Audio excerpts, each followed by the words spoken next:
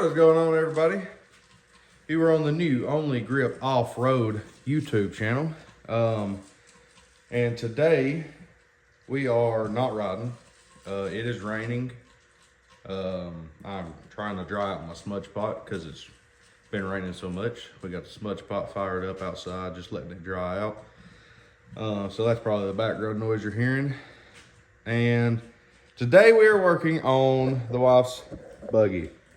She has broken it.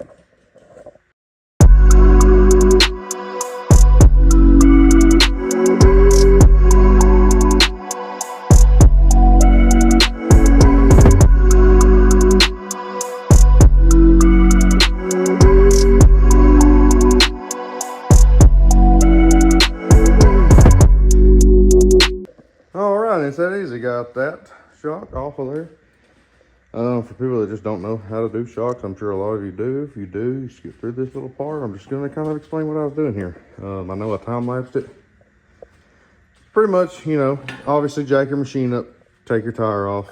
I mean, you don't have to take the tire off to do shocks. You can get to the stuff. But because I'm also doing A-arms, I'm also going to do A-arms, shocks, take the tire off, you know, whatever. So, got a bolt right here for your lower shock mount. Got a bolt right there for your upper shock mount. So that's pretty much it. You just jack it up enough, get the tension off of it. I put this ratchet strap here, which apparently ain't doing nothing. Thought it was. To try to just keep everything from dropping, but apparently it's just not going to drop any farther than that. So, I mean, that's okay. It's, I mean, it's dropped just a little bit further than that side that still has a shock on it. So, I mean, so, all right, we're going to start disassembling these shocks. And essentially what you're going to do, you're going to take this nut, you're going to back it off.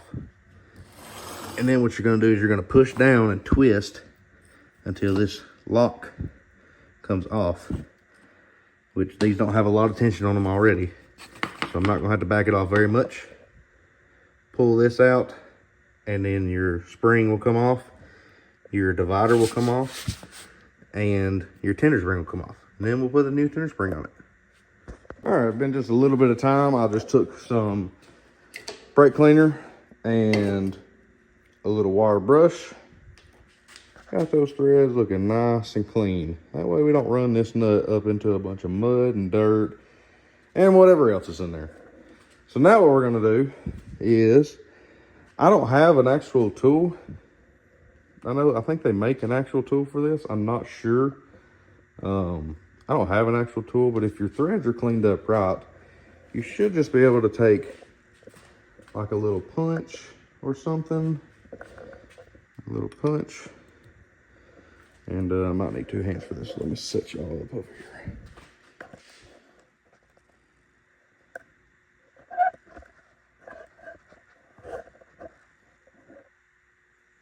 All right.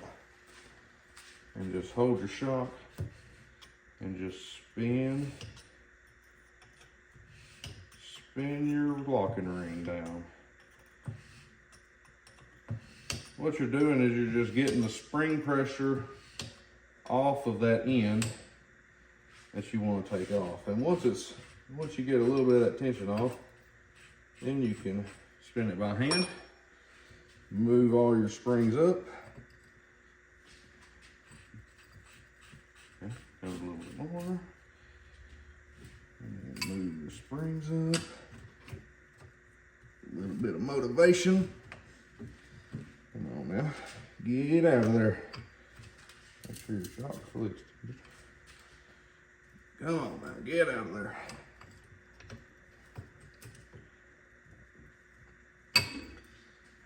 Wow. All right, once you get that off, you should have this piece.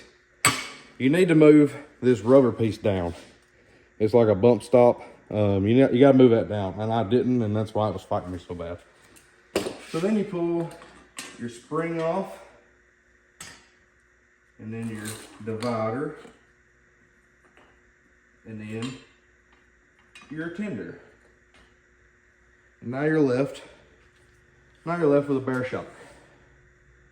So these shocks still feel pretty good. We got them tightened up pretty good. They're pretty hard to push in. They could probably use some more nitrogen or whatever they put in these. I'm not really sure if it's nitrogen or what Walker Evans puts in their shocks, probably what everybody else does. So what I'm gonna do now is, since I have this apart and I did line our springs up exactly how they should go back on, we had our shock upside down like this, like that. That's how we take it apart.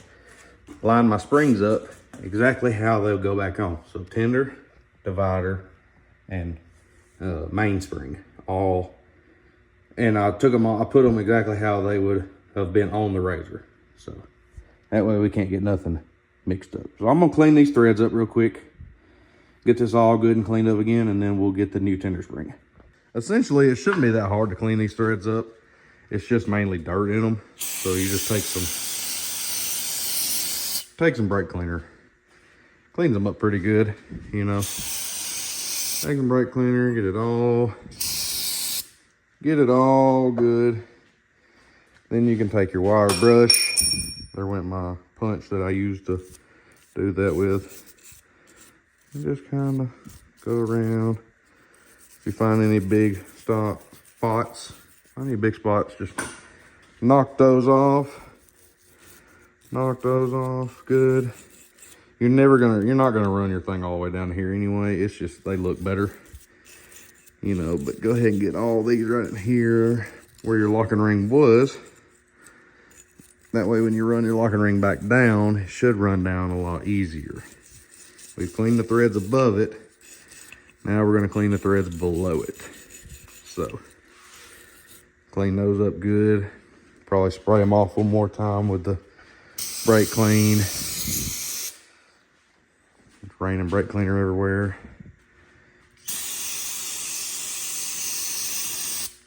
And then we'll just take a rag and just wipe it off. And that'll be good. It'll be good and clean. It'll be good enough. Our locking ring still moves real easily. We're just barely moving it. I mean, it just glides just like it's supposed to. So we know we got our threads good and clean, and we're not going to strip that out. All right, and then when you're done, you should have nice clean threads all the way around. I took a little rag, just wiped it off. It still looks a little dirty, but I know that spring locking ring is not going to be going down this far, so I didn't really go crazy. I spun the locking ring by hand off camera.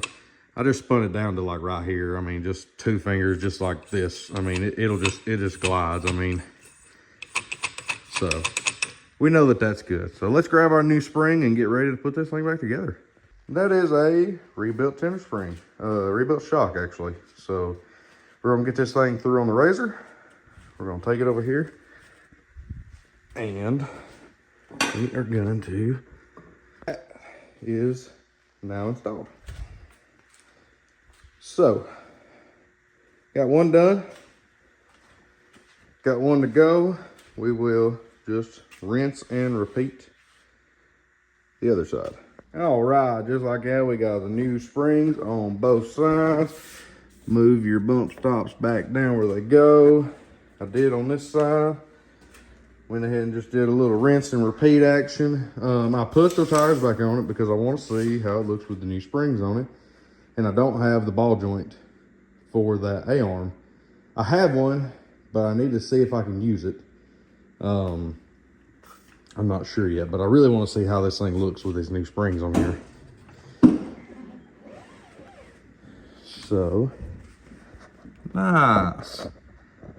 Everything's smashed.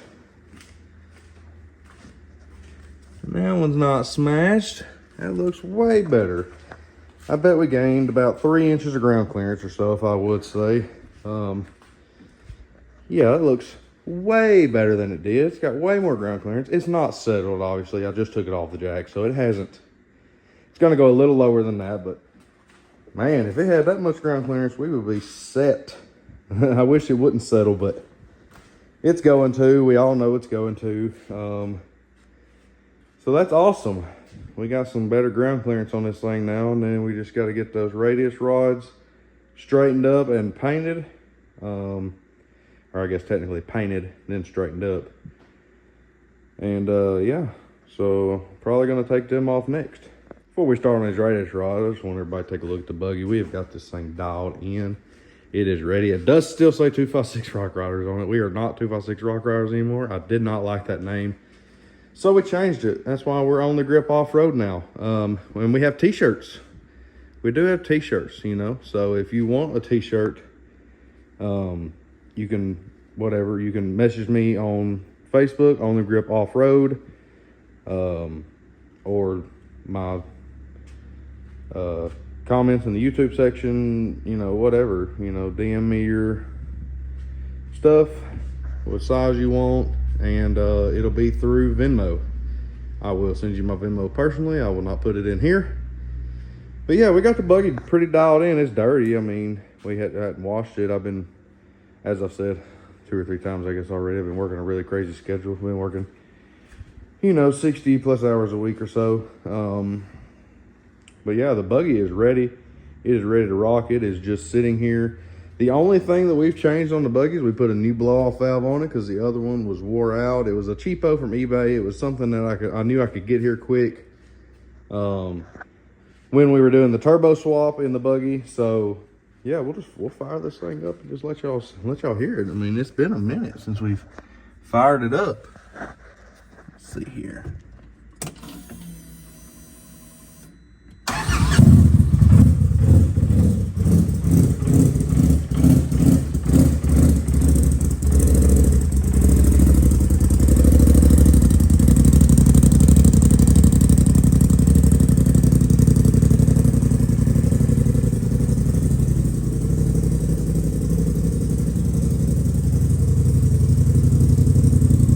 Thing I need to do to the buggy is I need to fix the winch. I've just got it wrapped around it right now, and probably going to throw a new fuel pump in there. Last time we went riding, it was giving me some issues when it was high under load. We were trying to hit this pretty gnarly hill, and it was just acting like it wanted to. It just acted like it wanted to bog out and stuff. So we're gonna throw a new fuel pump in it, and I'm gonna fix this winch. And I want to say there might be one more thing. Speaker wiring maybe, but I don't listen to the speaker a whole lot, especially when I'm filming, because I don't want to get copyrighted, you know, all that good stuff. So yeah, the buggy's looking awesome. It's I mean, it's dirty, so it doesn't just technically look awesome, but we're gonna peel that sticker off. We're gonna have some new On the Grip stickers showing up soon, and it'll kind of look like that. Hold this right here, and now you've seen what it's gonna look like. Or we might get it wrapped, I don't fully know yet. So all right, let's get started on these radius rods. All right, we're gonna start on these radius rods, getting these things took off here. We also got a bumper we're gonna put on this thing whenever we go to put the radius rods put back on. That'll probably be part 2 because we are painting these. And it's gonna take a while for them to dry. I gotta clean them up and stuff like that and get them looking a little bit better before we paint them. So that'll probably be part 2 of this video. So yeah, let's just let's bite the bullet, start pulling them apart.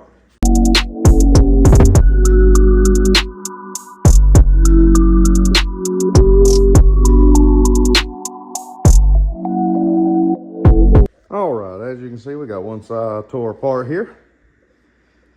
Got a little sketchy. I wasn't thinking about the heim joint at the front of the trailing arm, so when I started taking stuff loose, the trailing arm twisted a little bit, and it twisted on the jack stand. So it, you know, a little pucker moment, but it's all right. If you've never taken these radius arms apart, they're a pain. Best way to say it. You got your 4 bolts back here, which are nice and easy, but the nuts are not welded to the chassis. Polaris, if you watch this, might be something to think about. The nuts are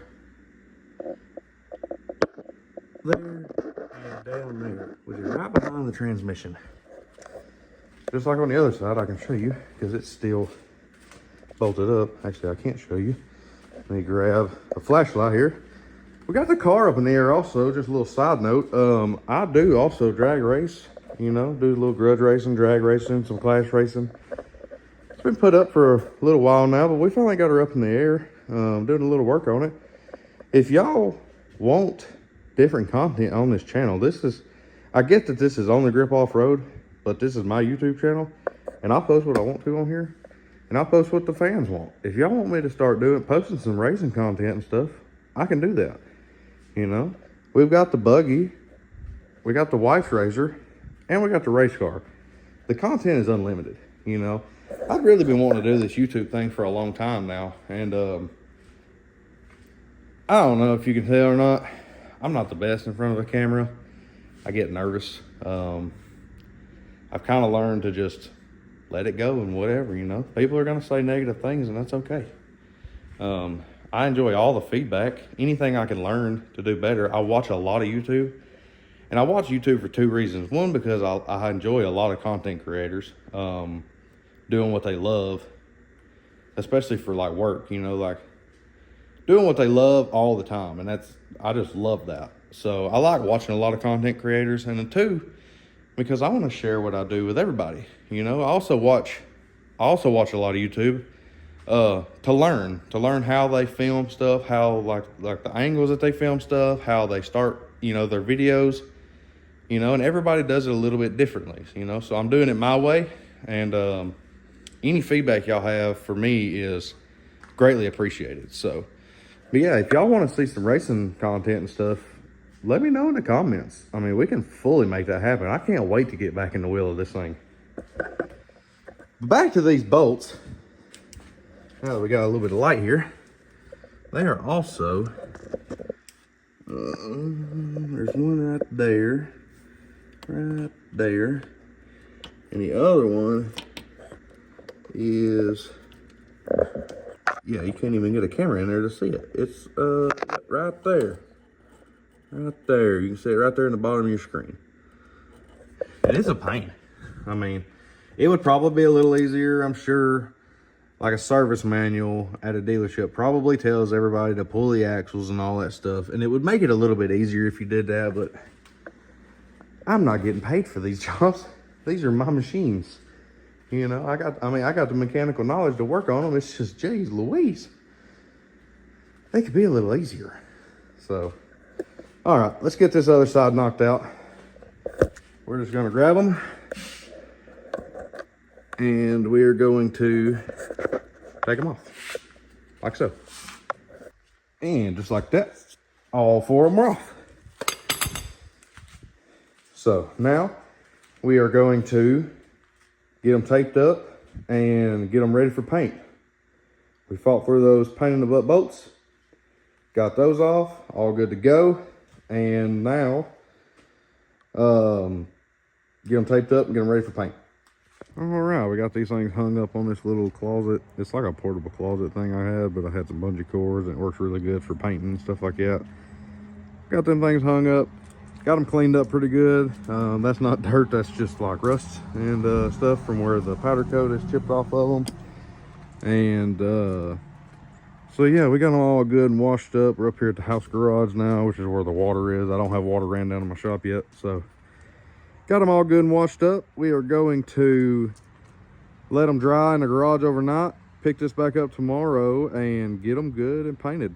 All right, we got them all taped up and everything. I just painted one to see what it's gonna look like, and it turned out pretty good.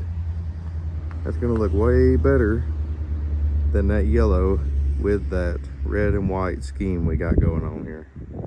We're gonna go ahead and knock the rest of these out, pick back up in a second. All right, we got the first coat put on here, looking pretty good. We're gonna let this dry for just a couple minutes, and then we will come back again, and we're gonna put one more coat on. All right, we got a couple coats of paint on these things. We're going to let them dry, and then in part 2 of this video, we'll be putting them back on and continuing the work on the wife's razor. Appreciate y'all for watching. Tune in on the next one.